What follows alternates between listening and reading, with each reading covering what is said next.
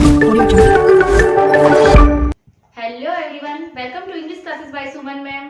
तो बच्चों, हम प्रेपोजिशन देख रहे हैं, तो ये आपके स्पीकिंग की हेल्प करेंगे और आपके एग्जाम में भी हेल्पफुल रहेंगे। तो बच्चों, मैं आपके लिए 5 पार्ट्स के प्रेपोजिशन के ला चुकी हूँ। तो आज मैं लेकर के आई हूँ प्रेपोजिशन पार्ट 6। तो चलिए देखते हैं अपन कौन कौन से प्रेपोजिशन हमारे बच गए हैं। देखते हैं यूज ऑफ फ्रॉम प्रेपोजिशन। तो से तथा अलग होने में फ्रॉम का यूज किया जाता है। कैसे? एग्जाम्पल लेते हैं, he has come from Jaipur. अब वो क्या हो रहा है? जयपुर से अलग हो रहा है ना, वो आ रहा है। तो कहाँ से अलग हो रहा है? जयपुर से। तो इसके लिए हम किसका यूज करेंगे? फ्रॉम जयपुर। नेक्स्ट देखिए, apples are falling from the tree. अब ये जो एप्पल है वो फॉलिंग है ना, गिर रहे हैं। वो कहाँ से गिर रहे हैं? पेड़ से। तो हमें कौन सा प्रेपोजिशन यूज करना है? फ्रॉम प्रेपोजिशन का। थर्ड एग्जाम्पल लेते हैं, एग्जाम विल स्टार्ट फ्रॉम 5 मार्च। यानी जो ये एग्जाम है वो कब स्टार्ट हो रहे हैं? 5 मार्च को। देखते हैं नेक्स्ट पॉइंट, फ्रॉम का यूज कोरिलेटिव के रूप में टू के साथ भी होता है। कैसे?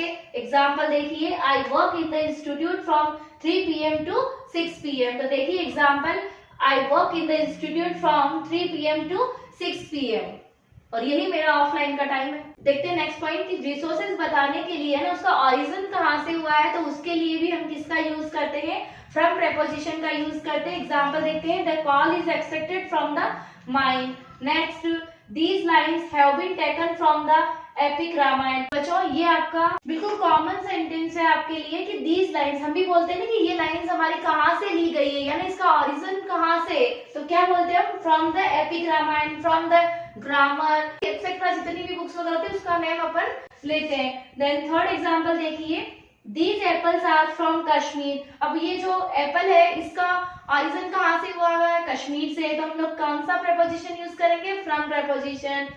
देखते हैं next example, perfection comes from practice. अब ये जो परफेक्शन है वो कहाँ से आती है? From practice.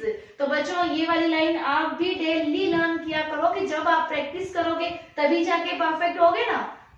नेक्स्ट प्रेपोजिशन लेते हैं बच्चों, टू का यूज कैसे किया जाता है? तो फ्रॉम के कोरिलेटिव के रूप में हम टू का यूज करते हैं। अभी अपन ने एग्जांपल लिया था, देख लेते हैं। Our school runs from 8 AM to PM। तो यहाँ देखो क्या लिया हमने कि रन्स फ्रॉम 8 AM टू, यानी ये कोरिलेटिव के रूप में, इसके लिए हम किसका यूज कर रहे हैं? टू का यूज कर रहे हैं। नेक्स्ट है, शेष समयावधि बताने के लिए ना, कितना बच गया है। जैसे हमें किसी वर्क के लिए बोलते हैं घर में, तो हम क्या कहते हैं कि इसमें 5 मिनट्स रह गए हैं, हाफ आवर रह गया है। तो उसमें भी क्या होता है? It is 4:45, it is 10 minutes to 5।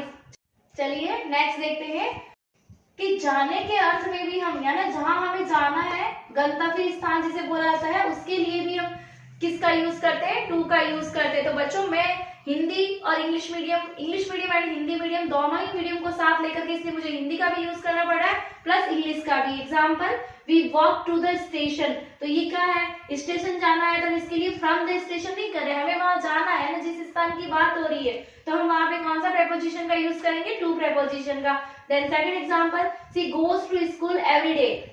तो यहाँ देखिए बच्चों क्या है? She goes to school. जाना कहाँ है? उनका स्थान क्या है? स्कूल। तो वहां हमने क्या लगाया? To preposition.